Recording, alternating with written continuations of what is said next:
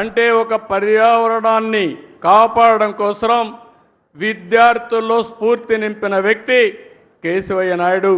అలాంటి వ్యక్తి ఇప్పుడు కూడా నాకు జ్ఞాపకం ఉంటాడని చెప్పి మీ అందరికీ తెలియజేస్తున్నా. మీలో కూడా గుర్తుపెట్టుకోవాలి, పిల్లలు బాగా చదువుతున్నారు, నాలెడ్జ్తో ముందుకు పోతున్నారు.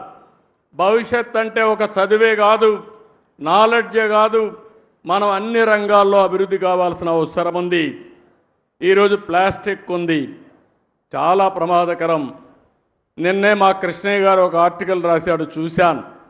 అడవుల్లో ఉండే ఏనుగులు కూడా ప్లాస్టిక్ తిని చనిపోతే దాన్ని పోస్ట్ మార్టం చేస్తే కొన్ని కేజీలు ప్లాస్టిక్ పేరుకుపోయి ఉంది. అంటే ఎంత ప్రమాదం మీరు ఆలోచించండి. ఈరోజు మనం తినే తిండి కూడా ప్లాస్టిక్ అంతా ఉపయోగించిన తిండి మనం తింటున్నాం. మన పొలాలకేసి అవి అదే విధంగా తయారయ్యే పరిస్థితి వచ్చింది.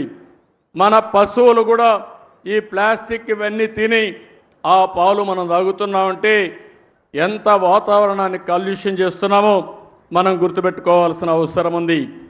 అందుకే ఈ ప్రభుత్వం స్పష్టంగా స్వచ్ఛ ఆంధ్రప్రదేశ్ 3వ శనివారం నిర్వహిస్తున్నాం.